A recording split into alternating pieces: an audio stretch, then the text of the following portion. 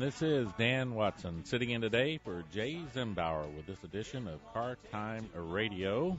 Yep, it's me again. I'm a little surprised to be here, but Jay has one of those unpredictable schedules, and Rhonda called me this afternoon and said, hey, can you come sit in for Jay? He just can't make it back in time from Miami.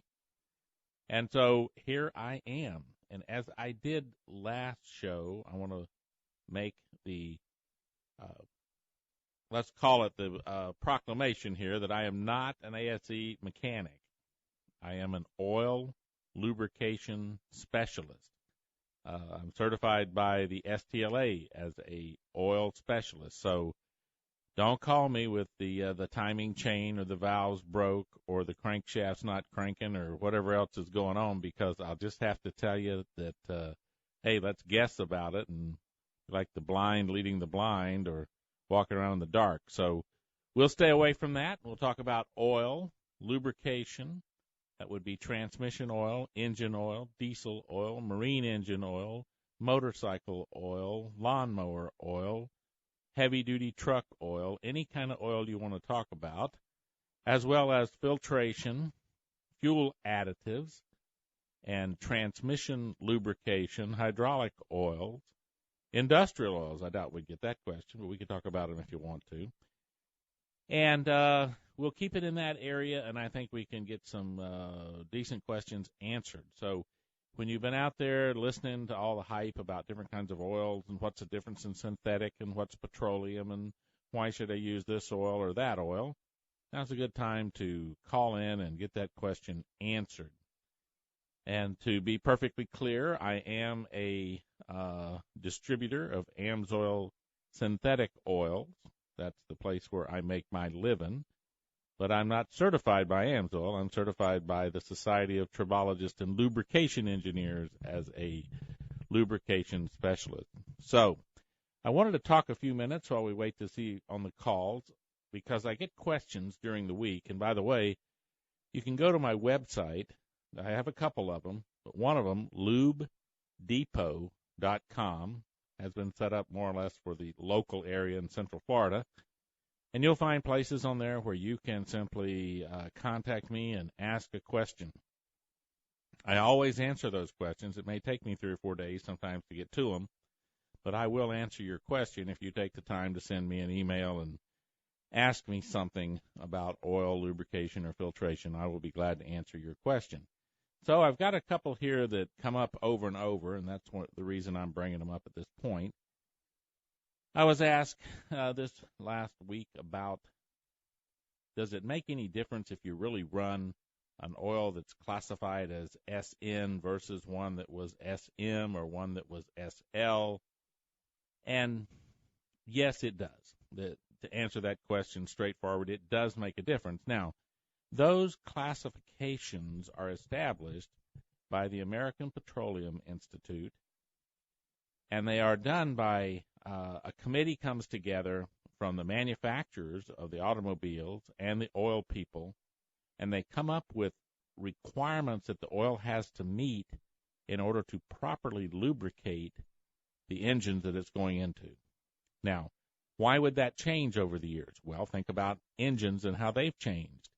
There weren't a lot of turbocharged engines running around in the 1950s, 1960s on the everyday road. Might have been some in racing or heavy-duty diesel applications, but not for your standard automobile.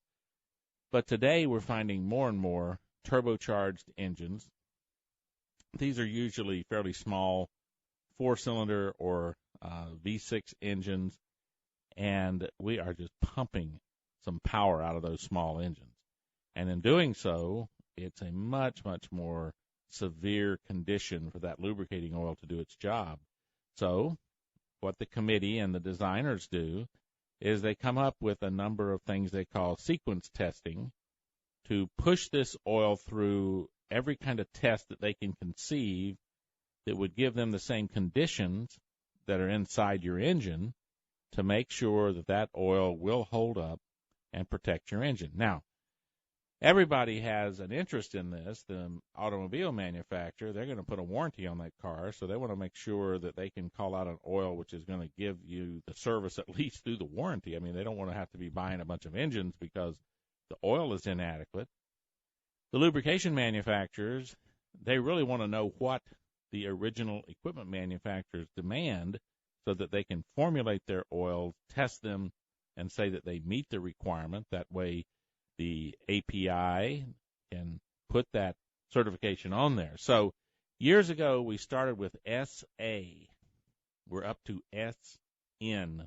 And every time that classification changes, there are new tests, new requirements. In the SM rating, which came the one that preceded the SN, they began to institute fuel economy factors in, that the oil would have to be fuel efficient and would provide for certain fuel efficiency improvements over the previous SL rating. So that just gives you an example. Many things keep coming into these classifications that didn't exist the year before. So when your manufacturer puts in your owner's manual that you have to use an API SN rated engine oil, it's because that oil was developed specifically for that classification, that it could protect your engine. So there is the ability by the API, they require that here in the United States, that the SN oil will supersede all the previous oils. It can protect the SL, the SF, the SG, and all of those oils. Now, that's a true statement. It will provide the protection. I will caution you that there are some places in that you have to take a second look, because if you have vehicles that are made with what's called solid lifters, valve tappets, push rods, and valve tappet systems, modern SN-rated oil just doesn't have the zinc and phosphorus necessary to really protect those solid lifters. So what do? Well, you have to be careful. You're going to have to look for oils that are rated for that application. When those engines were originally designed and built, we were back in probably the SG or the SF rated oils, and they were loaded with high amounts of zinc and phosphorus. However, the SM and SN rated oils have been restricted in the concentration of zinc and phosphorus to protect the catalytic converters that are on cars today for pollution control. Now, there were no catalytic converters on a car made in 1966, so wasn't worried too much about protecting the catalytic converter. You say, well, how can oil hurt the catalytic converter? Well, if the oil is very volatile and creates a lot of oil vapor, and then that vapor gets sucked in by the positive crankcase ventilation system into the intake of the engine, that vapor is going to go in and be burned with the fuel mixture. Problem is, zinc and phosphorus, they're not going to burn. They're going to come out with the exhaust, and they're going to go to the catalytic converter, and they're going to poison the catalytic converter and cost you a whole lot of money. So, again, you need to run the oil that is specified for your vehicle. That's what I'm getting at here, because a lot of consideration and a lot of expensive testing and design goes into making sure that that's the proper oil for your car. So don't just think, like some people, you hear the old statement, oil is oil, doesn't make any difference. Well, it makes a lot of difference, because your engine is not, you can't just say, well, engines are engines, they're all the same, because they're not. I mean, you can just look at the performance in these engines that we have today. Most of our engines today, if they were actually compared to one built in 1965, 1968, we would call these current engines we make, they'd be what they called a blueprint and balanced engine, because they are so perfect. You see, computerized lathes and machines that make these engines, they make them down to clearances, the perfection to a 10,000th of an inch, whereas the hand-operated lathes of 1960s, you're talking about coming down into thousandths, but not 10,000ths, for perfection of concentricity on the cylinder and the cylinder walls. All these things that are important, the machining is so good in these engines. And that's why I say often, you've got this thing, They've made it. It's a marvel of modern machinery.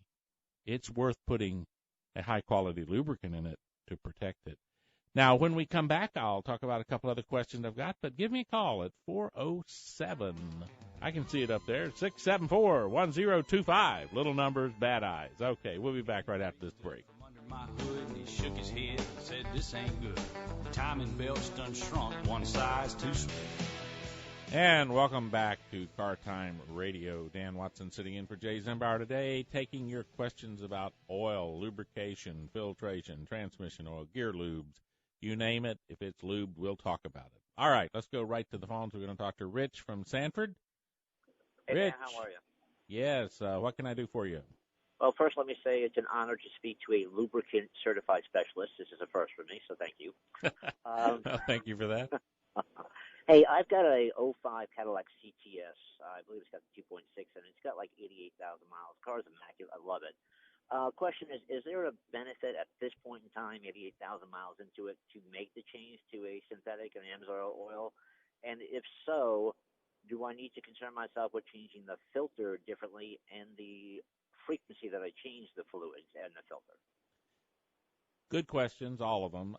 You're 80 or 88,000 miles on the Caddy. It's a 2005, so you would have some residual in the engine from using petroleum oil for 10, 11 years now, but probably not any significant thing to worry about. Have you had this car the whole time yourself, or is it one you picked up? No, I bought it with 66,000 miles on it, so I've only had it for 20,000. But the car's been maintained by the dealer, so it's been in good shape. But it's always had the conventional oil in it. Okay. Well, the reason I ask that is because in an unknown car, you get a little bit concerned.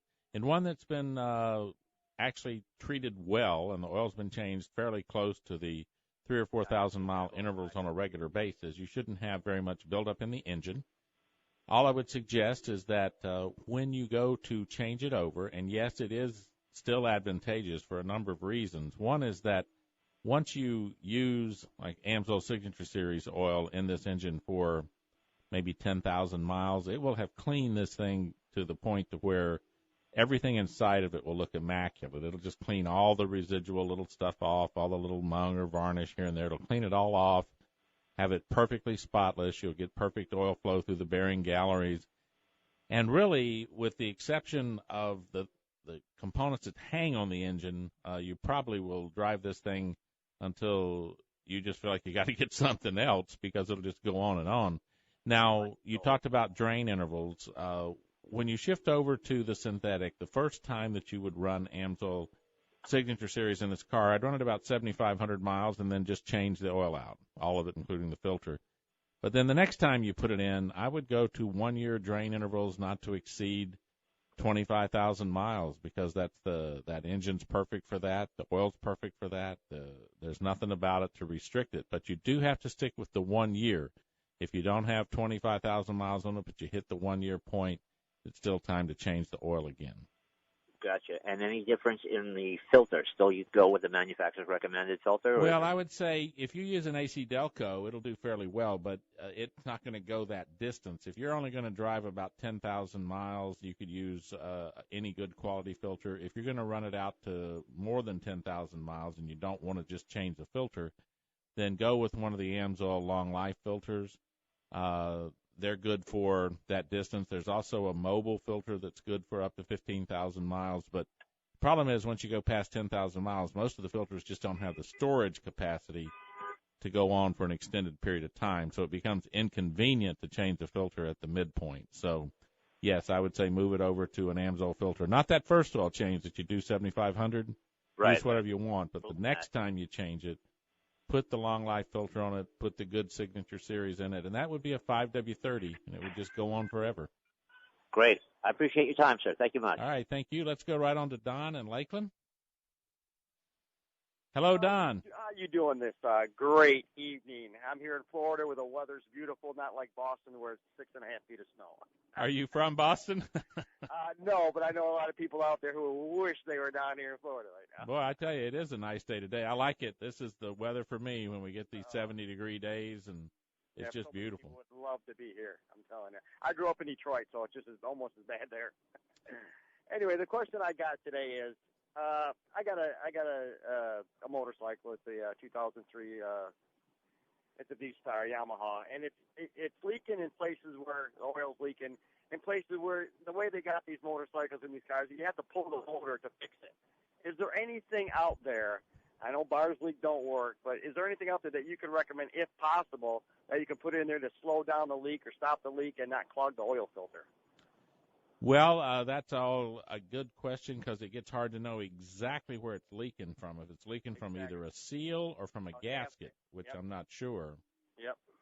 Now, is that a water-cooled bike? No, it's not a water-cooled bike. Air-cooled. And what oil and weight do you run right now in that bike? Well, I run 10W40 in it right now. Well, one thing you could do, since it's air-cooled, you could bring that up to 20W50. Okay. And that would slow down the leaks. If they're seal leaks, it might slow them way down. If they're gasket leaks, it's a problem that the gaskets start going bad, like an oil pan gasket. Right. And when those gaskets start going bad, all you can do is replace them. Like a casing seal. I'm thinking because it's right where the frame is, and it's right where the casing splits. So I'm just wondering if it's coming to you there, one of the gaskets in there, and then that's where I have to pull the motor. And I thought maybe if there was something try the 50 weight oil. Okay. And that will slow it down. And synthetic or just your straight 50 weight well, oil? I would say since it's leaking like it is, and it gets a little expensive if you're pushing the synthetic through it. Now, you can see. I don't know what that seal is in there, but if that seal is a butyl rubber, Buena rubber, one of these types of seals, and not a hard gasket material, like then a cork. If it's cork, it wouldn't help. But if it's one of the other type that's got some rubberized material to it, it would swell up.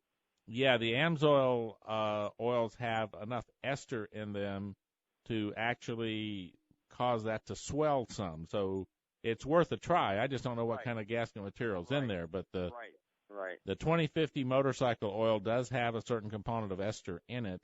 Okay. And that can give you some seal swell. But if you go up to a 50 and you try that, that's about all you can do. If you start adding things that will really fix an oil leak into the oil, then the problem you can do is it can also decide to stop the small oil gallery holes from opening up, and it can start starving places in the engine for oil, and then you're in real big trouble. Will it clog up your oil filter, too, is what I'm wondering. It can do that, too, yeah. I mean, will the 50 weight do that? No. 50 weight won't, no. Okay. I'll put a new filter in it and put the 50 weight in it and see what happens. I thank you for your your knowledge, and I hope this works. Because I already put a differential in it, and I don't want to have to pull the motor to do this. So no, I hear you. I understand. If I have to, I'll just go get me another Goldwing and not have any problems. That's true. Super bike, those Goldwings. Oh, I've had one for 100. I put 123,000 miles on it. Changed the oil every 2,500. It was so clean. I used it in my lawnmower. That's how clean it was. But I had it for 23 years. I put 121,000 miles, and that was in Michigan when you can only drive it 6 months out of the year. Wow. Yeah, it was great. Hey, thanks a lot. Appreciate it. All right. Good call. Folks, you're listening to Car Time Radio. Dan Watson sitting in for Jay Zimbar today, answering your questions on lubrication problems, oil, filters, fuel additives, transmission fluid. I'll even talk about antifreeze if you put me in the corner. Now, motorcycle oil. I'm glad he called, because if you're out there and you have a motorcycle, I want to tell you that you just have to be careful what oil you put in that motorcycle. Remember earlier in the show, I talked about the fact that SN-rated engine oil is limited in zinc and phosphorus in order to protect the catalytic converter. Well, motorcycle oils specifically call for high levels of zinc and phosphorus because of the way the engine, valve train, and all of its moving parts are situated and how they work, and they need extra what they call anti-scuffing or anti-wear additives, and those SN-rated automotive oils will not do the trick. Now, we're going to take a break and pay some bills, and when we come back, I'll give a little idea, if you're in a tight spot, where you can get some oil that typically has high zinc and phosphorus in it. So we'll be back right after these messages. Said this ain't good. And welcome back to this segment of Car Time Radio. Dan Watson sitting in for Jay Zimbauer today, answering your questions on lubrication, filtration, all of those kind of things. You know, everything you ever wanted to know about oil, but just couldn't find anybody to answer the question. So give me a call here at 407-674-1025 or 855-545-1025 for the toll-free number, and we'll talk. Now, one of the things that, just before we went to the break, we were talking about motorcycle oil and talking about zinc and phosphorus, you know, this wonderful stuff, and what in the world are we talking about? You know, this is not a chemistry class. Here's the deal. When you take two pieces of metal and you put them under load and you try to rub them together, if I have oil between those two pieces of metal and the pressure from the two pieces of metal cannot remove the oil so that it goes metal to metal, I call that full fluid film lubrication. Can't get through the oil, I'm not going to rub any metal to metal. Now, when I get so much pressure and the oil itself cannot separate those two moving pieces of metal, and they begin to contact each other intermittently, that's called boundary lubrication in the industry. And what that means is that, wow, if that oil's not there and I'm going to bring that steel and hit steel to steel under heavy pressure, you know, you may not know, but what happens when two pieces of steel come together under heavy force, they spot weld, they stick together, and then you have to rip them apart. That's called major wear when you have that. Now, how do you prevent that? Well, what you do is you put an anti-wear additive in the oil, and that additive will be a sacrificial soft metal that will rub zinc to zinc, zinc and phosphorus to zinc and phosphorus instead of steel to steel, and prevent metal-to-metal contact during that loss of full fluid lubrication. That is done all over the place inside your internal combustion engine. So it's important to have zinc and phosphorus in that oil. And depending upon how your valve train is constructed, whether it has old-fashioned, what they call solid lifters for those push rods. See, you got this camshaft just turning over there several hundred to 1,000 RPMs. It's just going to it, and it's a funny-looking thing with lobes all over it sticking up. And those lobes have to basically come under a lifter, raise that lifter, push that push rod up. There's a rocker arm in the top of the head of the engine that has to basically rock like a teeter-totter.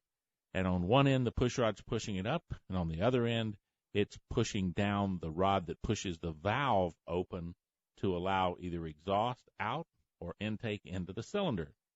Wow, sounds pretty cool. Works real well, always has.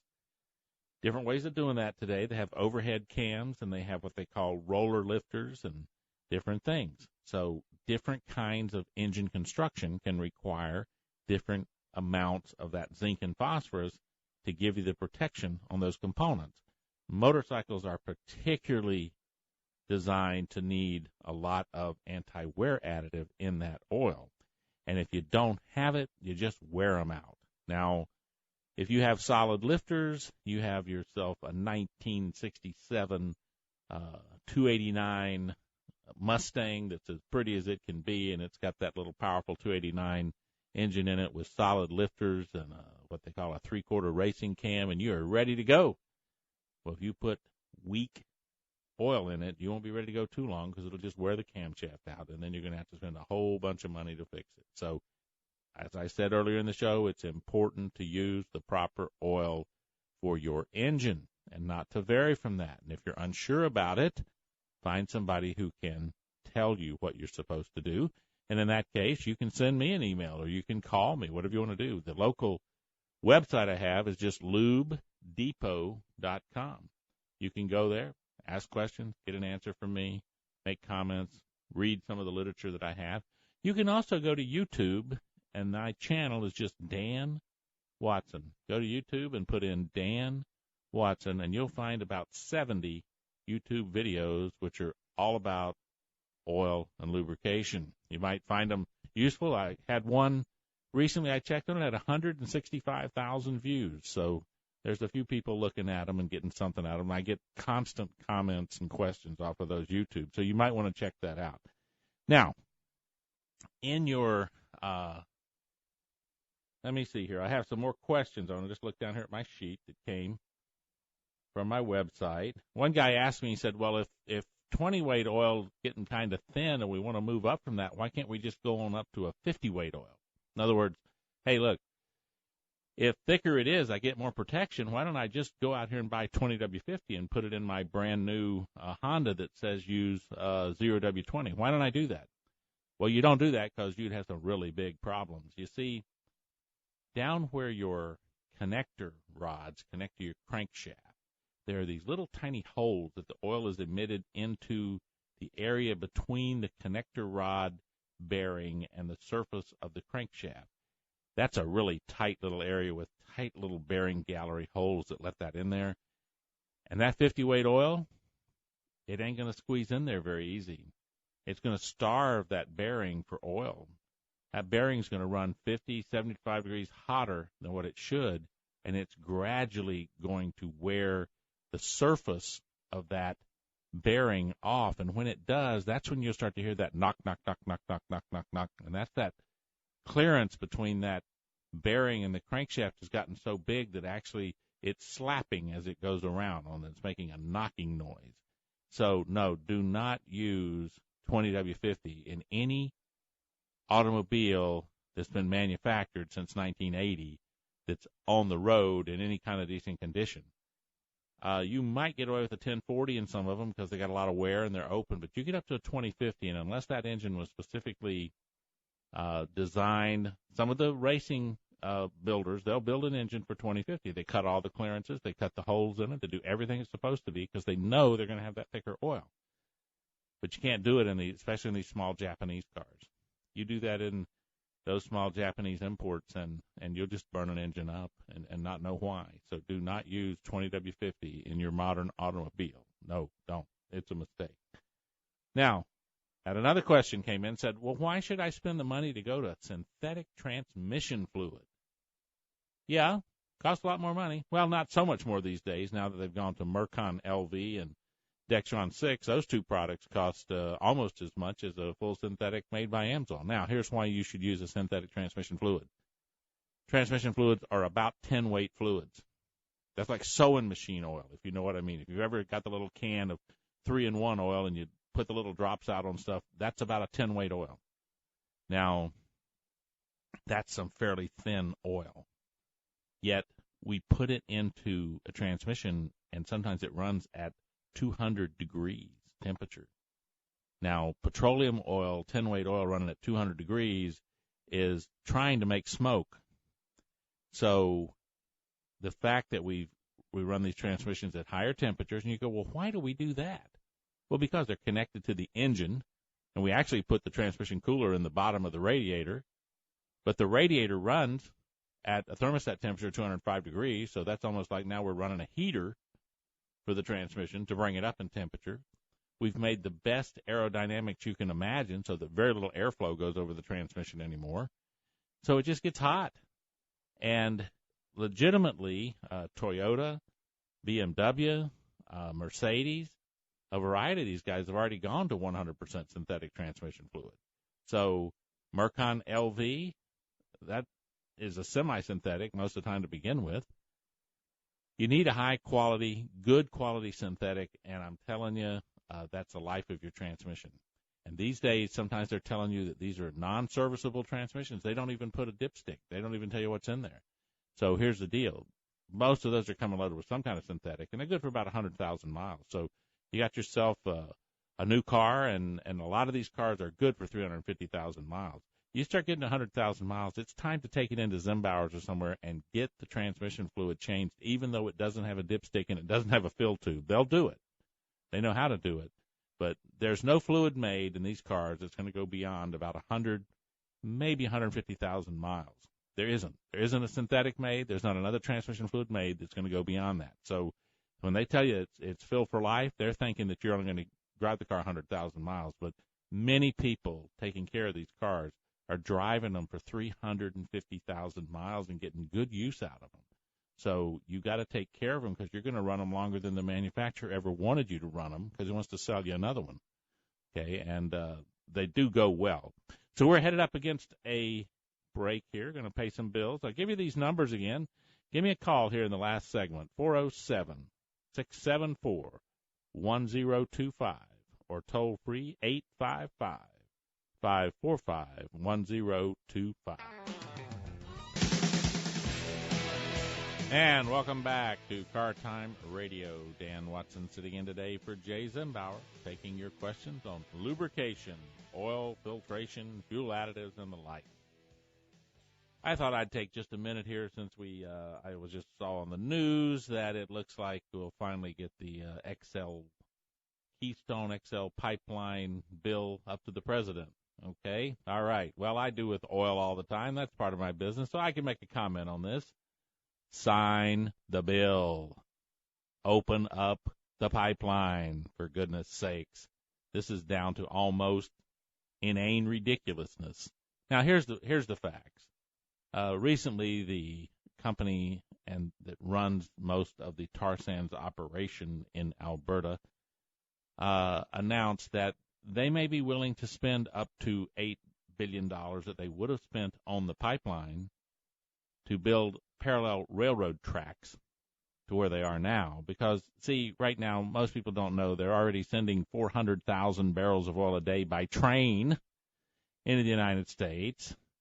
Now, everybody admits that train traffic is probably a little more precarious than sending it down through the pipeline.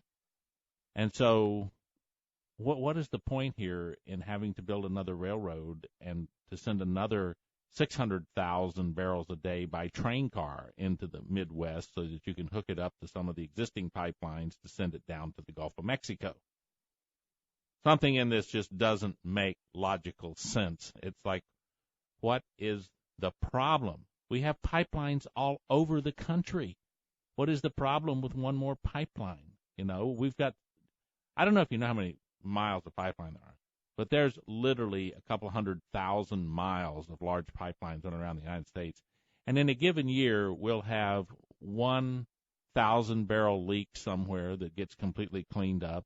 That's it, out of 250,000 miles of major pipelines pumping oil and gas all over the place around the United States. So this is an issue which begs some type of realistic viewpoint. We can't figure out what's going on here. Anyway, I had to take a minute and just blither on that because I can't hardly stand it. I mean, it just makes no sense to me at all. Now, when it comes to oil itself and where we're going with that and where they're going to get that gasoline out there at $1.99 or it's going to go to $2.50 or whatever it's going to do, almost all the long-term experts have looked for this to happen and have predicted that we would settle out somewhere in the $60 to $65 range for oil and be at a plateau for a number of years. If you study oil and go back and watch its production, it reaches a plateau where it gets more money.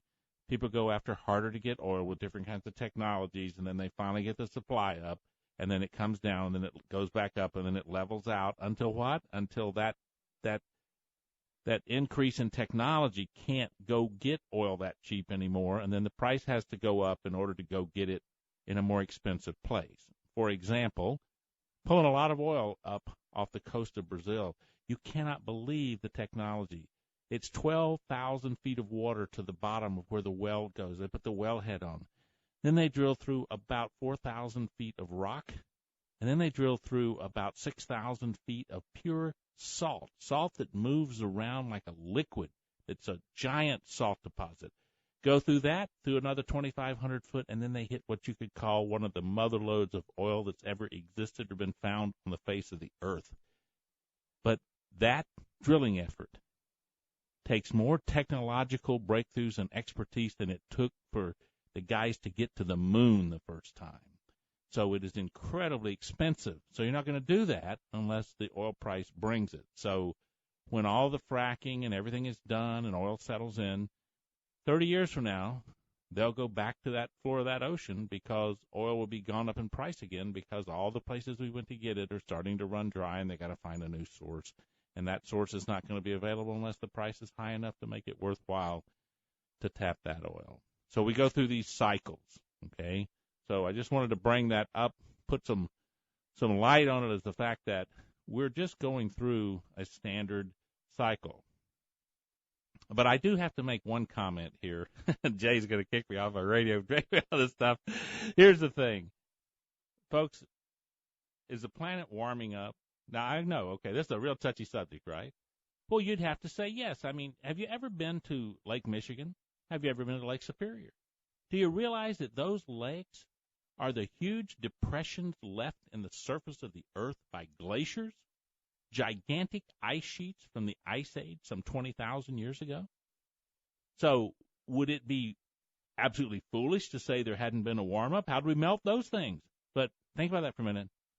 We melted those well before man was doing anything but building a few fires maybe on the ice cap to try to cook his mastodon or whatever the heck he was doing out there. But he had nothing to do with it. So if the planet warmed up enough to melt those giant glaciers on its own without any assistance from us, I begin to question just how much effect we think we really have running around in our, our small cars and our evil SUVs and belching out to destroy the planet. I don't quite see that. Maybe you do, but the planet has warmed, but it has warmed and changed cycles on its own. It hasn't given a hoot what man was doing as it's changed its temperatures over millions of years. This little cycle we're in right now compared to the geological time of millions of years, it's a blip on the graph. It doesn't even show up. So maybe there's a little more politics involved in this whole issue than there is science. That's all I would say on that. So anyway, I've had my chance for my commentary here on the radio. Like I said, Jay may tell me keep my opinions to myself. But I think Jay will be back next week. He just got hung up in Miami and couldn't get back today. I've enjoyed the show. And again, if you want to check out lubrication and oil, Amsoil synthetic products, and different information, go to my website, lubedepot.com, or you can call me during the week at 407-657-5969, and I'll put you on to where you can find some Amsoil or get the right oil for your car. You can even log in on my website and ask me to give you the specifications for your car, all the different things you need in the correct oils, and we'll do that for you too. And then go to YouTube and check out Dan Watson. That's the channel. You'll find all kinds of YouTube videos. And yes, that's me, the old man with the gray hair, wearing either the red or the black shirt talking about oil. That's me. I'm the one. And I think you'll find some useful information there. So, hey, listen, it's been great. I'll be back in March, first week in March, and I look forward to seeing you on the radio then. So until then,